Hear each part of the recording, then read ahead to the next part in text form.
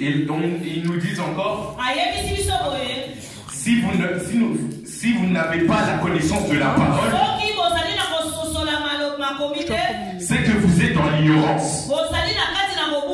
Or, l'ignorance, c'est l'obscurité.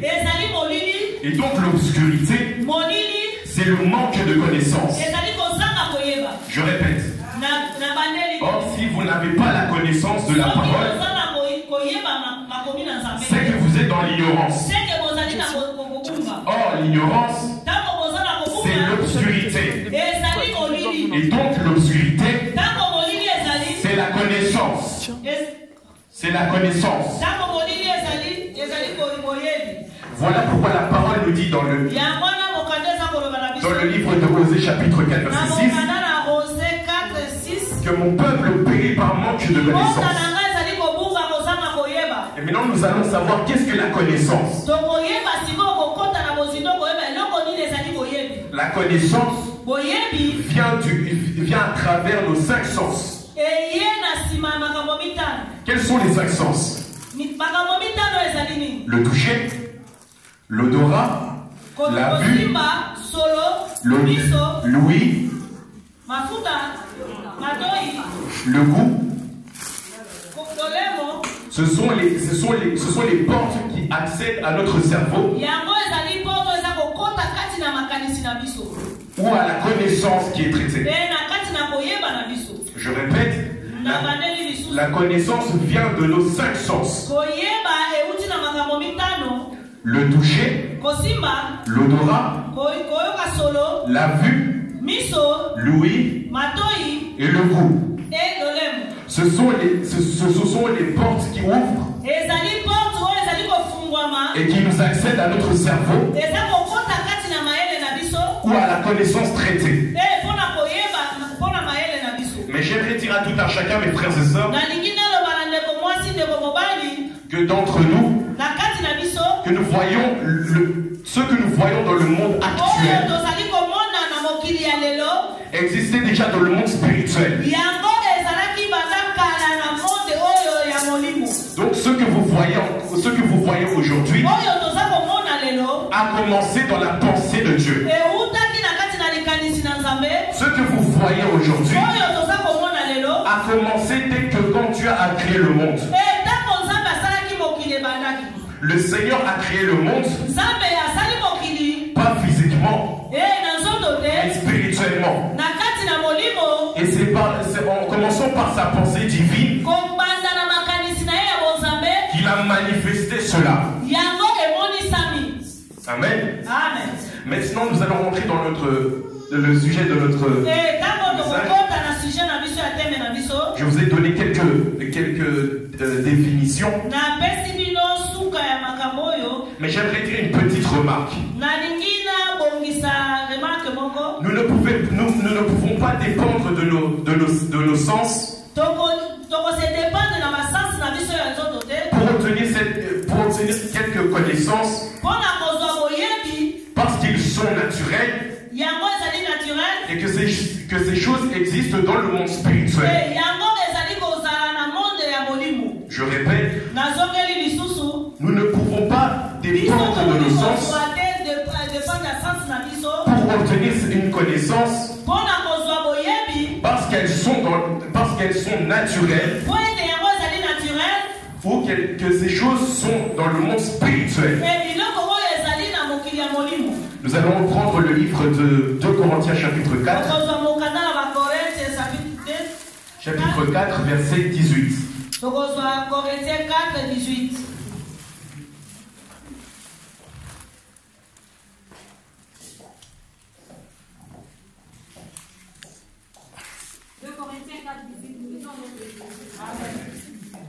Un poids éternel de gloire à ce que nous regardons, non point aux choses visibles, mais à celles qui sont invisibles.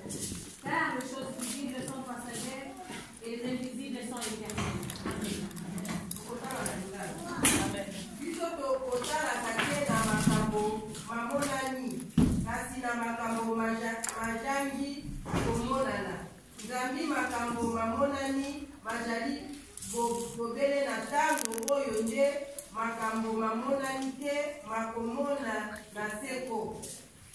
Amen.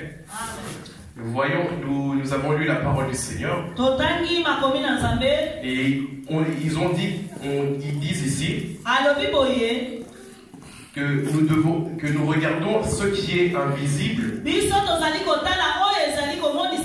mais pas ce qui est invisible.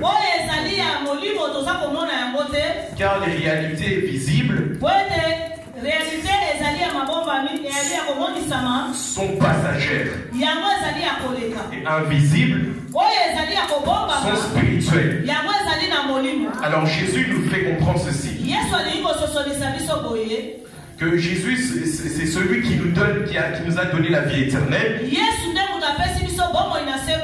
était caché dans les Écritures depuis le temps de Moïse jusqu'aux prophètes. Mais les scribes n'ont jamais pu voir Jésus à travers les Écritures parce qu'ils étaient encore dans l'ignorance. Je vais vous donner un exemple. Dans le livre de Genèse chapitre 29, 9 à 13, la Bible nous dit que Abraham était dans un état de preuve. Il passait par une épreuve. Et le Seigneur lui avait recommandé de donner son fils Isaac. Et Abraham avait dit, Seigneur, mon seul fils. Et le Seigneur a dit, oui, ton seul fils. Et après cela, Abraham, ils sont partis à la montagne. Ils sont partis faire une offrande. Faire un sacrifice, pardon. Parce que c'est Dieu qui lui avait recommandé cela. Et après cela, Abraham, après avoir mis le feu, après avoir mis le bois, il a attaché son enfant. Et après avoir attaché son enfant, il a pris le couteau pour chercher à couper la tête de son fils. Mais un ange lui est apparu. Un ange lui vient du ciel. Et il lui a dit, Abraham, je sais maintenant que tu me crains. Ne pose pas ta main sur lui. Regarde plutôt derrière toi. Il y a un holocauste qui me plaît. Selon l'interprétation de la parole, le mouton qui était accroché à des braises, c'était Jésus-Christ de Nazareth. Parce que c'était la personne qui était enchaînée ne devait pas mourir à la place de Jésus. C'était Jésus qui devait mourir à sa place. Et donc les scribes n'ont pas compris cette chose. Les scribes n'avaient pas compris que le Seigneur était. Voilà pourquoi il dit à Moïse, je suis. Donc il était bien avant que nous sommes. Depuis l'époque d'Abraham, les scribes ne comprenaient pas que Jésus était là. Ils pensaient que Jésus allait venir d'une manière spectaculaire. Mais il est venu d'une manière différente. D'une manière que les gens ne comprenaient pas. Ils pensaient que Jésus allait venir d'une manière glorieuse. Mais il est venu d'une manière discrète. Et les scribes n'avaient pas cette révélation-là. Les scribes n'avaient pas cette révélation-là. C'est pourquoi ils demeuraient toujours dans l'ignorance.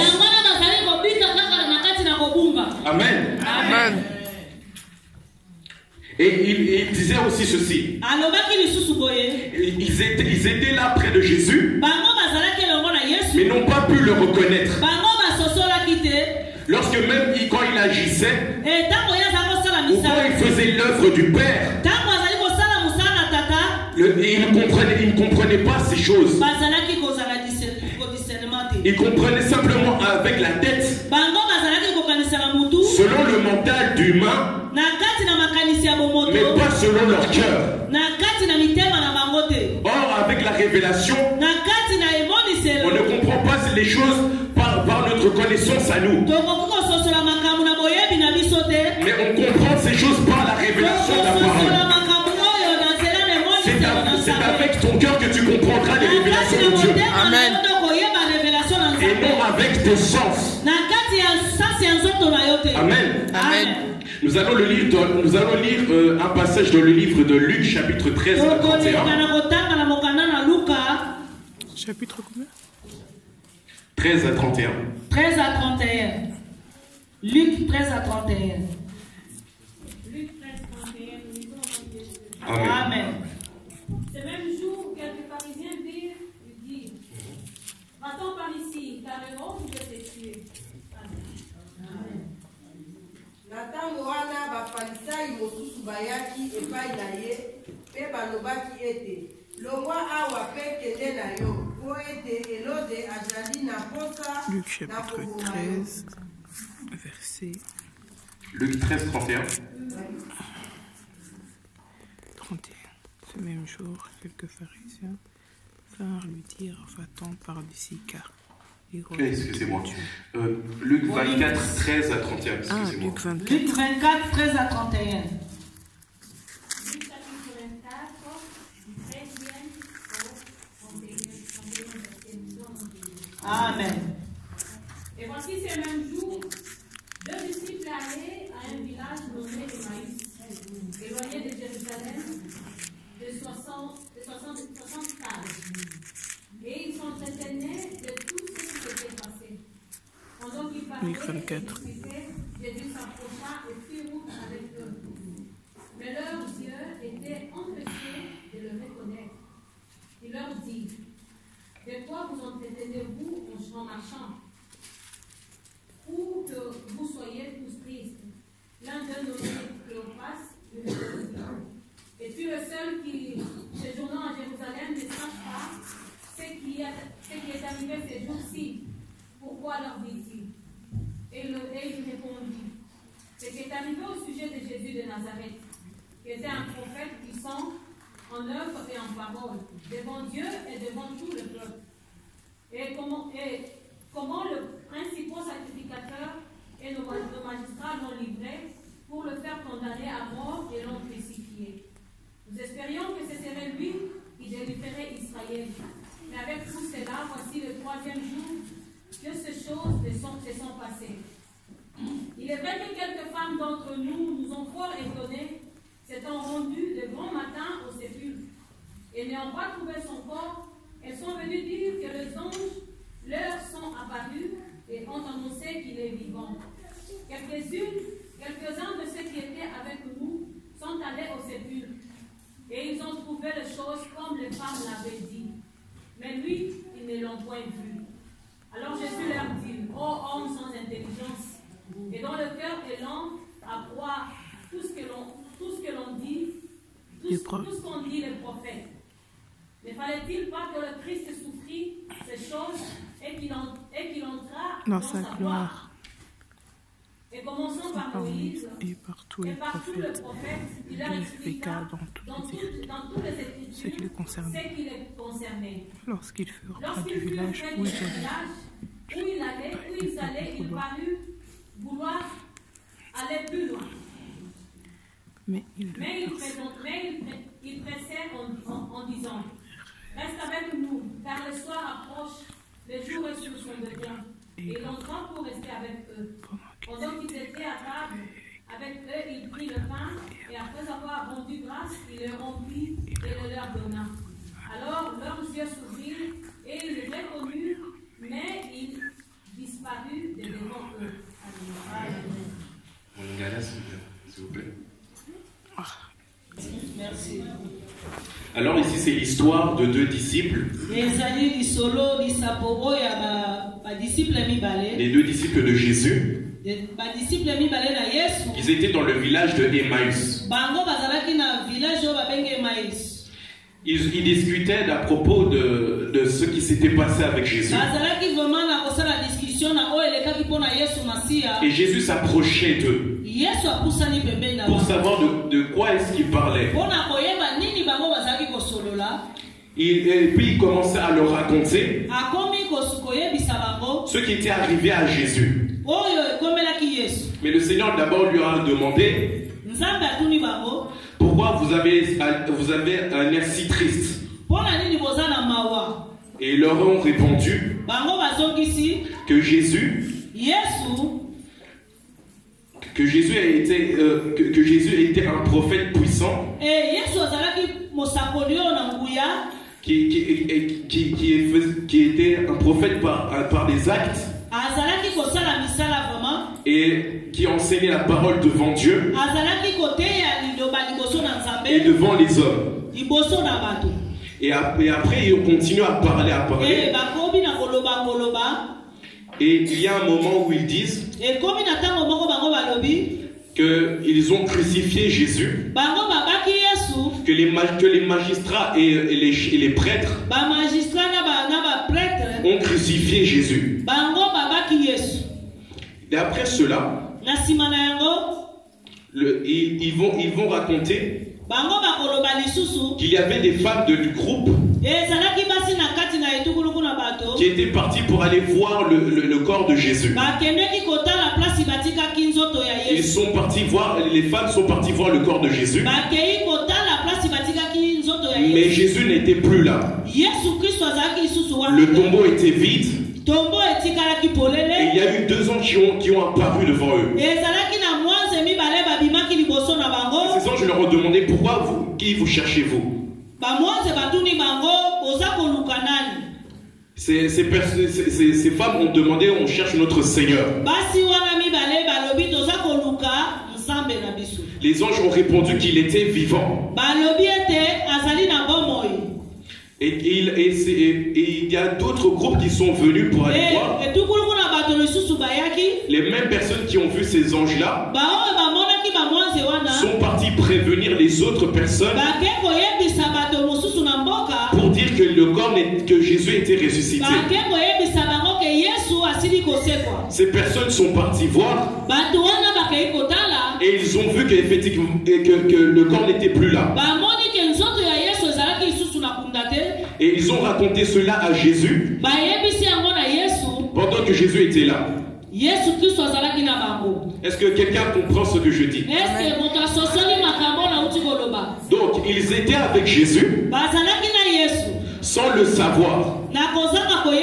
Ils étaient en train de parler de Jésus en étant avec Jésus. Pourquoi? Parce qu'ils avaient les yeux fermés. Et après cela, le Seigneur va leur dire: hommes sans intelligence,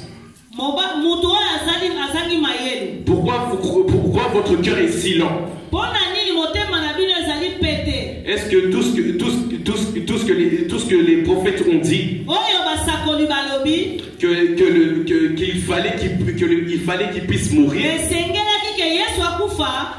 pour entrer dans sa gloire? Et après cela, ils sont partis dans un village où on a pu les accueillir pour pouvoir manger. Et après cela, le Seigneur va prononcer des paroles de bénédiction à table pour pouvoir donner de la nourriture à ses 2 disciples.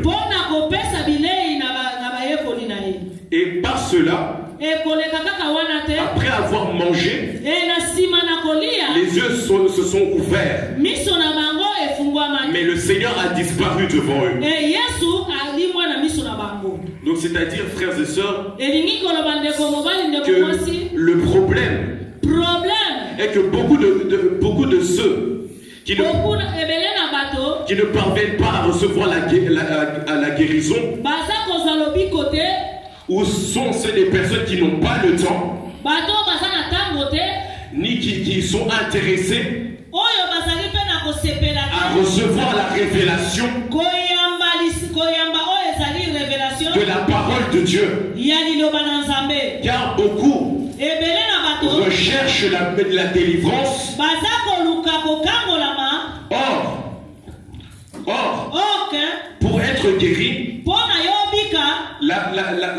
la guérison, elle dépend de la foi d'une personne qui est convaincue qu'elle est guérie. Beaucoup de gens recherchent beaucoup de délivrance.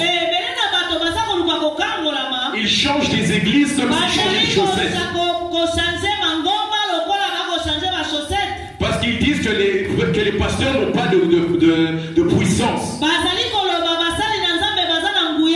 Ce que ces gens-là désirent, c'est juste qu'on puisse les toucher. Pour qu'ils puissent tomber. Ils veulent ressentir un contact pour dire qu'il est guéri. Mes frères et sœurs, je vais vous donner deux exemples. Bartimée. Bartimée était un mendiant. Il était un mendiant. Il demandait que de l'argent. Il ne voyait pas. Il y avait un moment où il a entendu le Seigneur. Mais il ne l'avait pas vu. Il faut que vous compreniez une chose. Que la foi ne vient pas de ce que l'on voit. Mais elle vient de ce que l'on entend. Amen. Bartimée avait compris cette révélation. Il s'est dit non, il y a le roi des rois qui est là-bas. Je ne peux pas rester à ma place. Il faut que je me déplace pour obtenir ma guérison. Alors Bartimée a crié, fils de David, aie pitié de moi. Il y avait des gens qui étaient là pour le faire taire. Vous savez, il y a toujours des personnes qui sont là pour vous faire taire. Pour que vous ne puissiez pas obtenir la guérison. Pour que vous ne puissiez pas obtenir votre délivrance.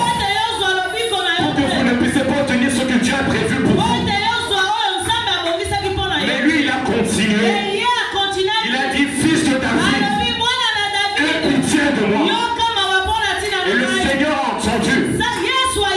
Il s'est dit qu'il y a quelqu'un, l'un de mes enfants, qui m'a appelé d'une manière différente. Pas d'une manière comme tout le monde, mais d'une manière de roi. Un nom de roi. Et c'est cela que Bartimée a fait. Et le Seigneur Jésus a fait quoi? Il leur a dit, appelez-le. Je veux dire ceci, que les mêmes personnes qui te disaient de te taire, ce sont ces mêmes personnes que le Seigneur va leur dire, amenez-moi cet enfant.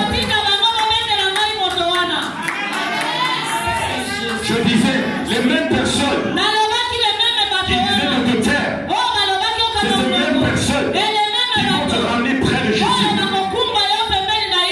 Et après cela, Bartimée s'est posé devant le grand roi. Et il a dit, et le Seigneur Jésus lui a demandé, que veux-tu que je fasse? Si le Seigneur te pose cette question-là, comment tu vas réagir? Bartimée, parce qu'il était déterminé, il a eu cette foi. Et le Seigneur a opéré dans sa vie. Le Seigneur, il a demandé, je veux voir. Et il a vu. Frères et sœurs, de la même manière avec un autre exemple, que la femme qui avait perdu du sang pendant 12 ans. Pendant 12 ans. Et elle s'est dit en elle-même que si je touche le pan de sa robe, je serai guéri.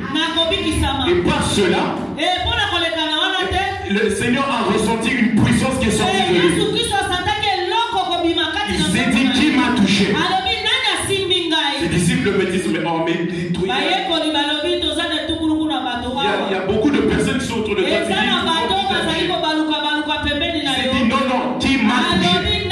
Et cette personne-là, qui avait versé du sang pendant 12 ans, a été guérie automatiquement. Et elle s'est présentée devant Jésus.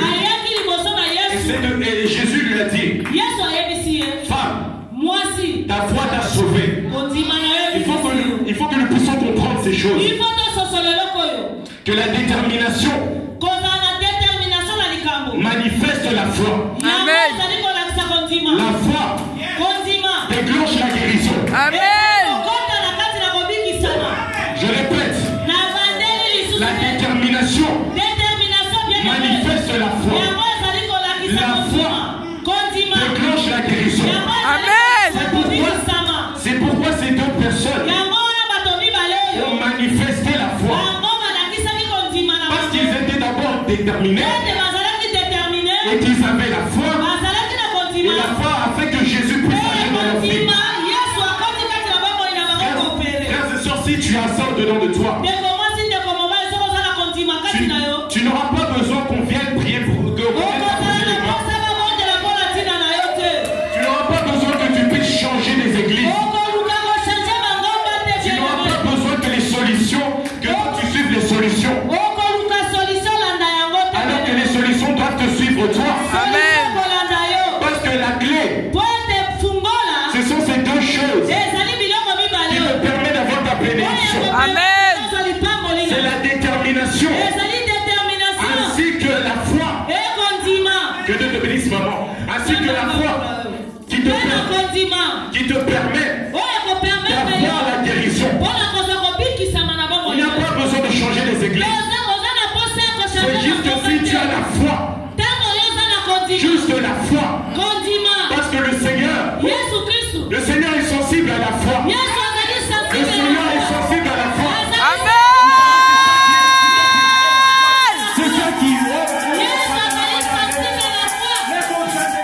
C'est ça qui pousse le Seigneur. Amen. C'est ça qui pousse le Seigneur à agir dans ta vie. Amen. Parce que c'est à travers la foi que tu vas obtenir tout ce que tu désires. Amen. La Bible dit que sans la foi, tu ne peux pas être agréable à Dieu. Amen. C'est en envers la foi que tu pourras voir cela. La Bible me dit encore, la foi est une ferme assurance des choses qu'on espère et une démonstration des choses que ne voit pas. Si vous avez la foi, vous allez voir les choses que Dieu peut faire. Amen. Il suffit d'avoir la foi, frères et sœurs. Il suffit d'avoir la foi. C'est ces choses qui vous permettront d'obtenir la solution de vos problèmes. Amen. Jésus-Christ, oh Seigneur, je sens sa présence ici. Merci Jésus, tu es Seigneur. Et j'aimerais te donner. Il y a trois témoignages de différents trois témoins, pardon, de différents cas de guérison. De guérison. Il y a la parole. Il y a les symptômes. Il y a les personnes malades. Pour commencer, d'abord la parole. La parole est la vérité éternelle qui ne passera jamais. Elle nous révèle la vérité qui nous rend libres. La parole déclare que par ces meurtrissures nous sommes guéris. Que par ces meurtrissures nous avons été guéris. Et cela se trouve dans le livre de 1 Pierre chapitre 2 verset 24. Nous n'allons pas le lire, mais je vous donne pour cela. À propos maintenant des symptômes, les symptômes dans le corps témoignent à nos sens que la guérison n'a pas eu lieu. Et c'est la connaissance charnelle qui vient de la chair et des sens. La connaissance sensorielle témoigne contre la parole de Dieu et s'oppose à la parole de Dieu. Je répète, les symptômes dans le corps témoignent au sens de la guérison, mais n'a pas eu lieu. Ça c'est la connaissance charnelle qui vient de la chair et des sens. La connaissance sensorielle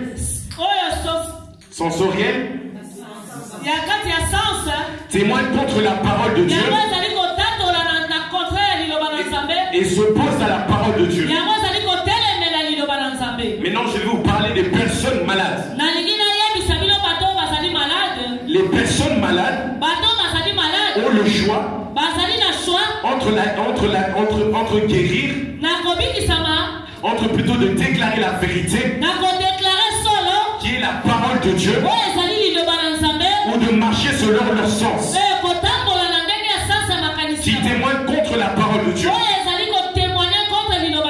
La parole, c'est une question de foi. Et cela marche dans les deux sens. Et quand nous sommes en accord avec la parole et que nous refusons de changer notre témoignage, dans notre confession, la guérison finira par se manifester. Et quand on impose les mains pour avoir la guérison, le processus de guérison a commencé là déjà maintenant. C'est une fois qu'on t'impose les mains, une fois qu'on te dit tu es guéri, ce sera plus le rôle du pasteur. Non, ce sera ton rôle à toi de mettre ta foi pour être guéri. Parce que les pasteurs, ils font leur travail. Ils ont la foi en le Dieu qui les écoute. Parce qu'ils savent ce que Dieu est capable de faire. Et maintenant, ils veulent pouvoir réunir ta foi avec la sienne pour que tu puisses être guéri. C'est juste une question de foi. Si vous avez la foi entre le Dieu que vous servez, vous verrez que vous-même vous êtes épaté de ce que Dieu peut faire. Jésus il disait aussi à ses disciples, même si vous avez une foi comme une graine de moutarde, vous pourrez dire à cette montagne de se déplacer, elle se déplacera. C'est juste une question de foi. Une question de foi. Mais vous savez qu'est-ce qui tue la foi?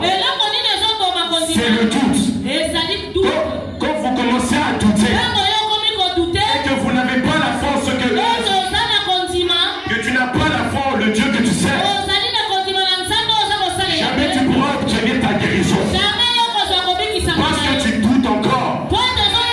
Le Seigneur ne veut pas des gens qui doutent, mais il veut des gens qui ont la foi. Parce que le Seigneur, il est prêt à agir maintenant. Il est prêt à agir maintenant. Cela dépend juste de ta foi. Cela dépend juste de ta foi. Et s'il y a des gens qui ont la foi, s'il y a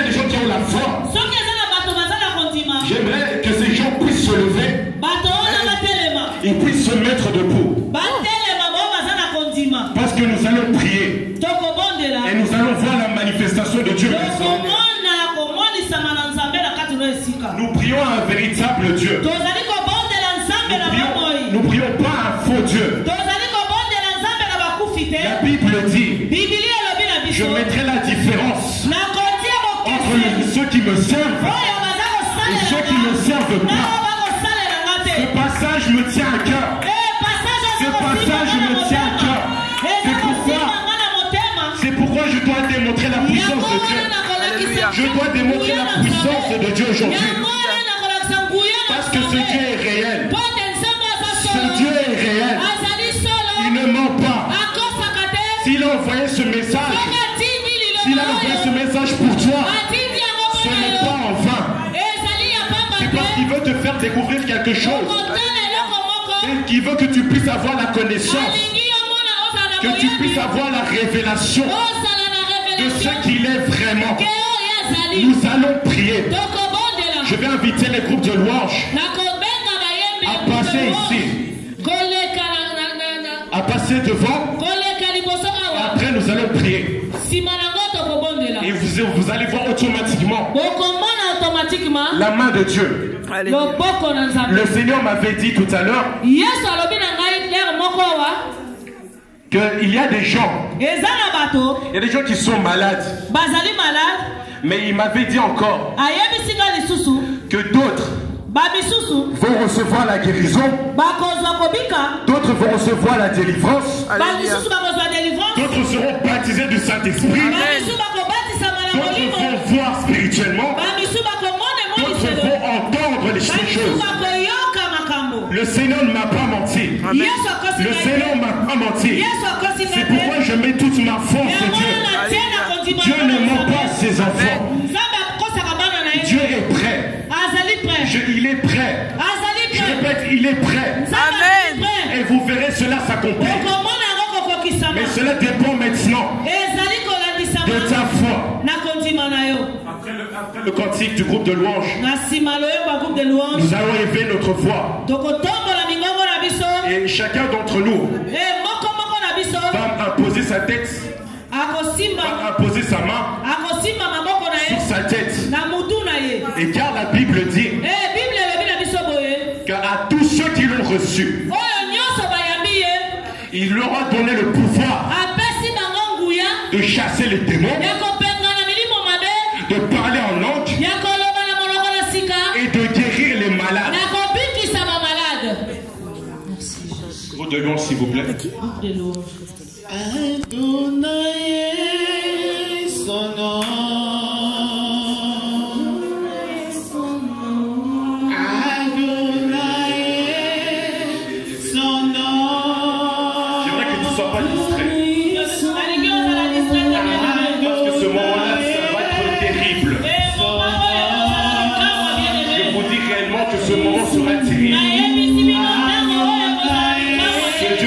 Jamais.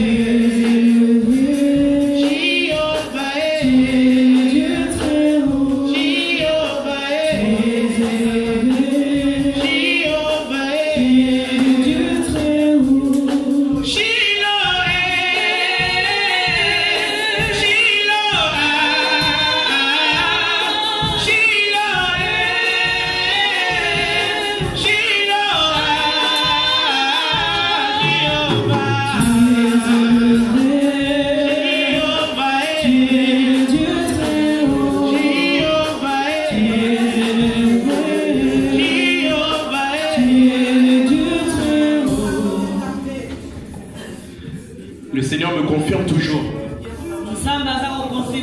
Il va guérir des gens ici. Il me confirme toujours. Frère, j'aimerais que vous puissiez apposer vos mains sur votre tête. La droite. Filme bien. Là, Jeffrey, d'accord. Que toute personne puisse apposer la main sur sa tête. Et que toute personne maintenant confesse qu'il est guéri. Parce que le Seigneur va agir maintenant. Je vous dis, le Seigneur va agir maintenant.